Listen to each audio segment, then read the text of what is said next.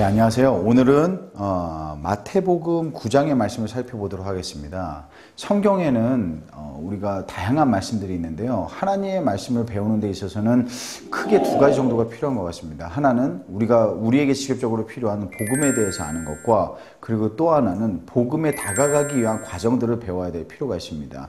특히 복음에 다가가는 과정은 우리가 많이 간과하고 있는 부분이기도 한데요.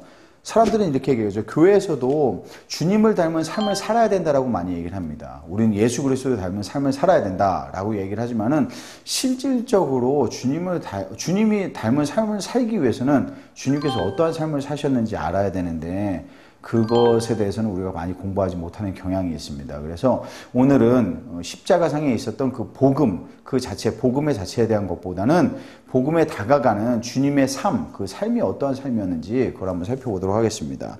성경에 보면요, 주님의 삶을 얘기하는 곳은 굉장히 다양한 곳에 있습니다. 특히 주님의 삶이 잘 요약되어 있는 곳을 보자면은 누가복음과 마태복음을 들 수가 있습니다. 근데 마태복음, 특히 마태복음에서는요, 마태복음 9장에 보면은 35절에서 38절에 주님께서 어떠한 삶을 사셨는지 정말 명확하게 요약이 잘 되어 있습니다. 그래서 이 부분을 살펴보면서 우리가 주님이 어떠한 삶을 사셨는지 한번 살펴보는 시간을 갖도록 하겠습니다.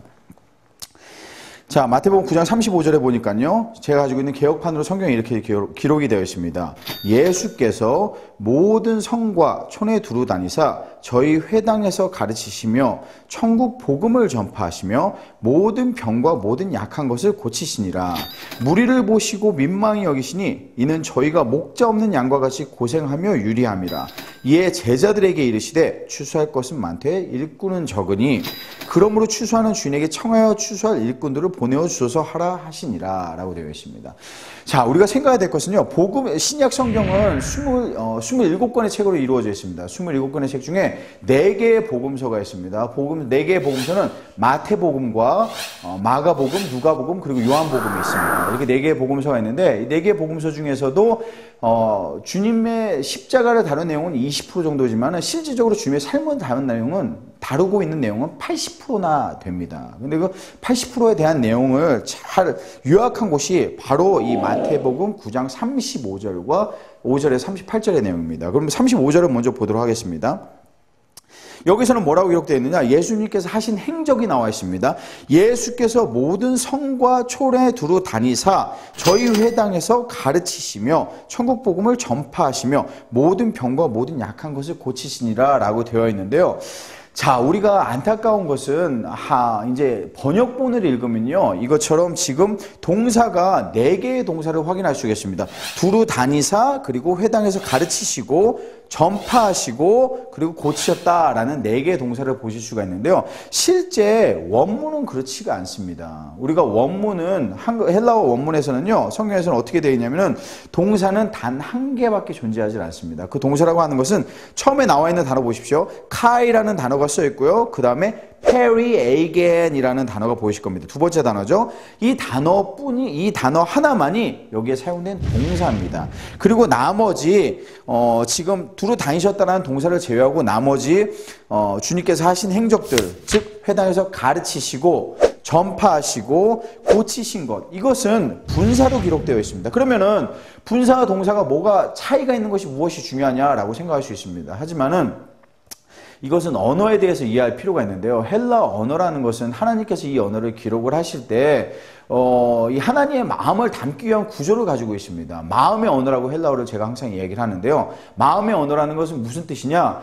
하나님의 마음을 읽을 수 있는 언어이기 때문에 우리의 마음 속에서 어떻습니까? 무엇이 중요하고 무엇이 덜 중요한지를 우리는 항상 생각을 하지 않습니까? 어떠한 똑같은 동일한 내용을 얘기한다 하더라도 내가 직접적으로 강조하고자 하는 내용이 있는가 하면은 그것보다 좀 덜 강조하고자 하는 내용이 있는데, 성경에서는 헬라어 원문에서는 가장 강조하고자 하는 내용을 동사에다 담습니다. 그래서 동사에 담겨져 있는 것이 두루 다니셨다라는 것이 가장 강조되는 내용이고, 그리고 나머지 내용 전파하시고 가르치시고 전파하시고 고치신 내용, 요 3가지 내용은 분사에 해당하겠습니다. 근데 이거 문법적인 이야기를 드리는 것이 아니라요.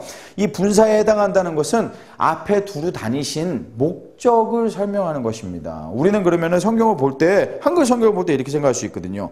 예수께서 모든 성과 촌에 두루 다니셨고, 그리고 가르치셨고, 전파하셨고, 고시셨다라는 것을 4개의 포인트를 가지고 있는 내용이다라고 볼 수 있지만 실질적으로 그렇지가 않습니다. 실제 중요한 것은 여기 35절의 핵심은 예수님께서 두루 다니셨다라는 것입니다. 회당에서 가르치시기 위한 것이고, 그리고 전파하시기 위한 것이고, 그리고 고치기 위하신 것이라는 것입니다. 자, 근데 여기서 살펴봐야 될 게 첫 번째 단어 보시겠습니다. 페리에이겐이라고 여기 나와 있는데요. 첫 번째 이 페리에이겐은 두루 다니셨다라고 해석이 되어 있는 겁니다. 근데 시제를 보면요, 미완료 시제로 되어 있어요. 지금요. 왜 미완료 시제로 되어 있을까요? 이게요.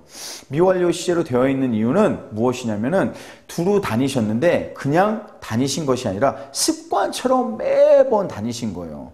그러면은 우리 여기서 잠시 멈추고 생각을 한번 해보도록 하겠습니다. 만약에 초대교회 교인들이나 유대인들이 이 부분을 읽었다 그러면은 어떻게 생각을 했을까요? 예수께서 두루 다니셨다. 만약에 초대교인이나 유대인이었다면요, 이 부분을 딱 들었을 때 아마 성경을 어쩌면 찢어버렸을 수도 있어요. 그 이유는 뭐냐면은 당시에는 그걸 생각을 하셔야 됩니다. 유대 문화 속에는 어떠한 곳을 두루 다니는 그러한 문화가 없어요. 복음을 전하기 위해서 감히 두루 다닌다는 건 상상도 할 수 없는 일입니다. 왜냐? 유대인에게는 누군가가 복음을 듣거나 구원을 얻기 위해서는 자기들에게 와야 된다라는 선민 사상을 가지고 있습니다. 복음이라는 것은 자신들에게만 주어진 것이고, 구원이라는 것은 자기의 백성이 돼야지만 이루어질 수 있는 것이기 때문에 어딘가 다니면서 복음을 전한다라는 것은 이해할 수 없는 행동이었으며, 예수님께서 그렇게 하시는 것을 핍박을 받아 마땅한 그러한 사유가 되는 것이었습니다. 그런데 예수님이 그런데도 불구하고 지금 여기서 보면 두루 다니셨다라고 얘기하죠. 그래서 주님은 역사상 첫 번째로 복음을 전파하시기 위해서 다니신 복음 전도자이신 것입니다. 그래서 예수님께서 두루 다니셨는데 그 목적이 무엇이냐? 첫 번째 목적이 이겁니다. 저희 회당에서 가르치시기 위해서 다니신 겁니다. 여기서 가르치시기 위해서라는 단어는 디다스콘이라는 단어를 사용을 하고 있는데요. 이 단어는 잘 이해할 필요가 있습니다. 가르치시기 위해 다니셨다. 복음, 우리 구원이라는 게 어디서 이루어집니까?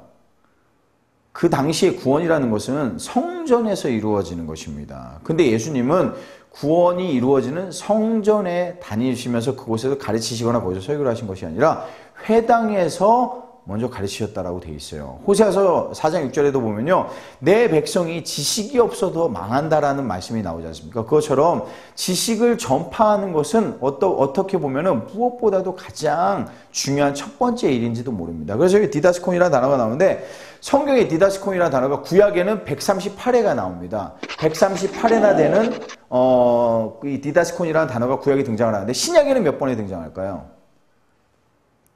신약에서도 동일하게 138회가 나옵니다. 그 얘기인 즉슨 구약에서도 동일하게 중요했던 가르치는 사역이 신약에 와서도 똑같이 아주 중요한 가르치는 사역이었다라는 거죠. 그래서 주님께서 그렇게 가르치는 사역을 행하시기 위해서 다니셨는데, 두 번째 목적은 무엇인가요? 두 번째 목적은 무엇이냐 보니까 천국 복음을 전파하시기 위해 다니셨다라는 겁니다. 두루 다니시는데 그냥 다니시는 것이 아니라 두 번째 목적이 있습니다. 그것은 천국 복음을 전파하시기 위한 것이에요. 전파하다라는 단어는 캐루손이라는 아주 중요한 단어입니다. 여기 캐루손이라는 굉장히 중요한 단어인데요. 이 캐루손이라는 단어는 무엇이냐? 어떠한 중요한 핵심적인 것을 이 확성기에다 대고 불어내듯이 전파하고 모든 사람들이 들어 알 수 있게끔 하는, 공표하는 행위를 얘기합니다. 그러면은 이 공표하는 행위가 얼마나 중요하면은 신약 성경에 168회나 되는 횟수로 등장을 합니다. 신약 성경에 168회나 되는 횟수가 등장을 하는데, 그렇다면 이 같은 단어가 구약에는 몇 번이 나올까요? 아까 우리 가르친다는 단어는 구약과 신약의 동일한 횟수가 나왔는데, 구약에서는 몇 번이 나오느냐? 단 한 번도 등장하지 않습니다. 거기에 아주 중요한 의미가 있습니다. 그것은 신약에서 이렇게 중요한 핵심을 가지고 있는 내용인데 구약에서 단 한 번도 등장하지 않는다는 것은 여러분 생각하실 필요가 있어요. 구약에는 예수 그리스도에 대해서 예수님께서 오신다는 것을 예표하고 예증하고 예언할 것은 있습니다. 하지만은 실질적으로 무엇인가를 전파할 것은 없었던 것입니다. 예수 그리스도께서 아직 이 땅에 오시지 않았기 때문에 오신다라는 것을 얘기하고 설교하고 예언할 것은 있었지만은 실질적으로 그것을 전파한다라는 행위는 전혀 이루어질 필요가 없었던 것이고 이루어질 수도 없었던 것입니다. 그래서 케루소이라는 단어는 구약에는 실제로 단 한 번도 등장을 하지 않습니다. 그래서 두 번째 목적으로서 전파하시기 위해서 하셨는데 무엇을 전파하시기 위해서 하셨냐? 한글 성경에 보니까요.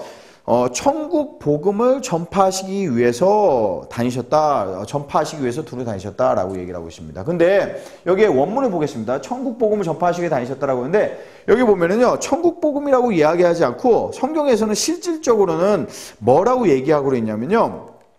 무엇을 전파하기 다니셨느냐? 캐루손이라는 단어 보이실 겁니다. 카이 캐루손하고 토 유앙겔리온 테스 바실레이아라고 되어 있습니다. 테스 바실레이아. 예. 이것은 유앙겔리온이라는 것은 복음이죠. 여러분도 잘 아시다시피요. 근데 바실레이아에는 천국이라는 뜻이 없습니다. 천국이라는 뜻이 없고요. 바실레이아는 무엇이냐? 왕국입니다. 왕국.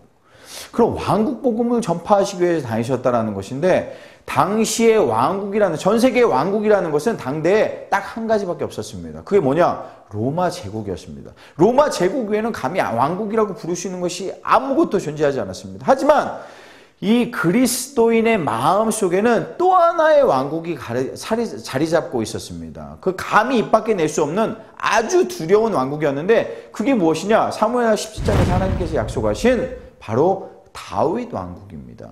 그래서 이것은 바실레이아 토 유앙겔리온이라는 것은 천국 복음이 아니라 왕국의 복음인데 그 왕국의 복음은 무엇이냐? 하나님께서 다윗 그리고 솔로몬에게 너의 왕국이 영원히 서리라고 약속하신 그 왕국, 즉 예수 그리스도께서 도래하시는 그 왕국이 드디어 도래했다라는 말씀입니다. 우리는 한국 사람들의 마음속에는요. 모든 사람들의 마음속에 제가 항상 얘기하는데 이 마음속에는 피켓이 하나 들어있습니다. 그 피켓 속에는 믿음, 천국, 불신, 지옥이라는 이 명동에서 보면 이 피켓, 이것을 항상 생각을 하는데 여러분, 믿음, 천국, 불신, 지옥, 천국 좋습니다. 좋은 이야기입니다. 하지만은요, 정작 우리가 깨달아야 될 것은 이 왕국의 복음을 깨닫는 것이 굉장히 중요합니다. 천국이라는 것은 우리가 죽어서 가는 곳이라고 생각할 수 있습니다. 물론 그게 사실은 아닙니다만 그렇게 인식할 수 있다는 것이죠. 하지만 왕국이라는 것은요, 우리가 왕국의 복음을 받아들인다는 것은 하나님께서 우리가 왕국의 복음을 받아들이고 그것을 인정하는 순간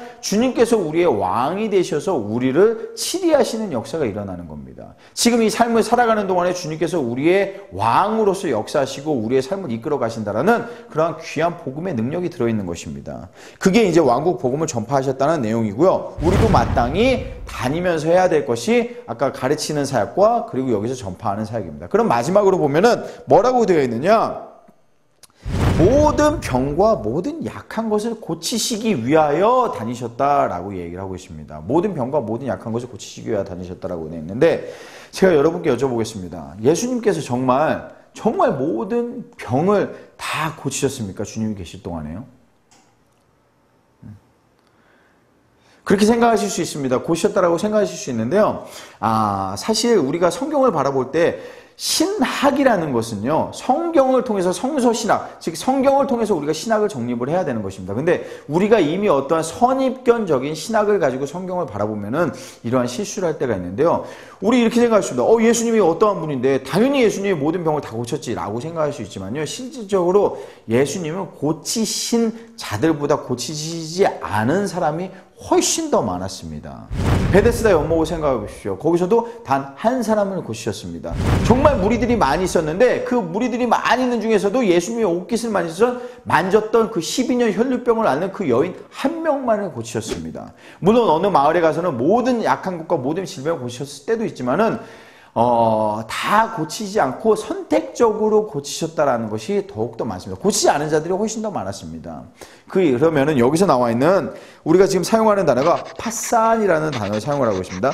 파산이라는 단어를 사용을 해서 파산 노손 카이 그리고 파산 말라키안이라는 단어를 쓰고 있는데요. 그 얘기는 무엇이냐면은 여기서 얘기하는 파산이라는 것은 모든 것을 고치셨다라고 볼 수도 있습니다. 하지만은 더욱더 정확한 해석은 모든 종류라고 얘기하는 것이 맞습니다. 자, 그래서 예수님께서는 어떠한 종류의 질병이나 약한 것도 고치지 못하시는 것이 없으셨다 라고 이해하는 것이 좀 더 정확한 해석이라고 볼 수 있겠습니다. 그래서 예수님께서 두루 다니셨는데 우리도 마땅히 두루 다녀야 된다라는 얘기죠. 주님의 삶을 따라하기 위해서는요. 주님께서 어떠한 삶을 사셨는지 알고 그 삶을 살아가기 위해서는요. 근데 그 두루 다니신 목적이 무엇이냐? 첫 번째는 여기서 보신 것처럼 가르치시기 위해서 다니신 겁니다. 그리고 두 번째는 전파하시기 위하여, 그리고 세 번째 고치시기 위하여 다니셨다는 겁니다.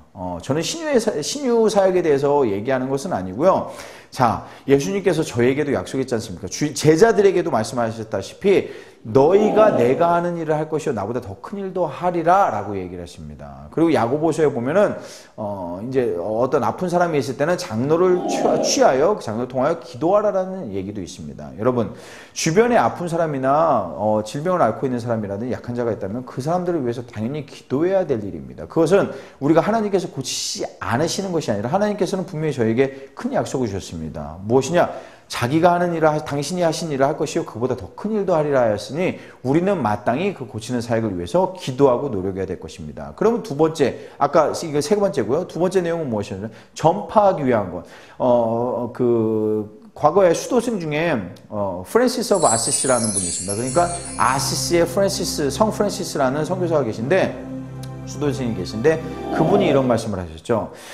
내가 어느 가는 곳마다 복음을 전파하지 않는다면 나는 어느 곳에도 갈 필요가 없다라는 이야기를 했습니다. 그것처럼 그분에게는 어디를 가든지 복음을 전파하는 것이 중요하다라는 얘기를 강조하는 것인데 우리의 삶도 마찬가지입니다. 우리가 어디에 가든지 하나님의 사랑을 전하고 하나님의 복음을 전하지 않는다면은 굳이 거기를 가는 이유도, 그리고 갈 이유도, 하나님이 보내신 이유도 없을 수 있다라는 것입니다. 하나님께서 우리를 어딘가에 보내시고 무엇인가 행하게 하실 때는 그곳에서 주님의 향기를 드러내게 하고, 그리고 또한 복음을 전하게 하라는 명령이 있다는 것을 우리가 깨달을 필요가 있습니다. 그리고 처음에 얘기했던 가르치는 사역, 정말로 중요한 일입니다. 너무나 중요한 일이기 때문에, 그리고 또 우리가 너무나 간과하고 있는 일이기 때문에 어쩌면 주님께서 가장 먼저 하신 일로서 요약이 되어 있는지도 모르겠습니다. 주님이 다하신 목적이 첫 번째 일, 가르치는 사역.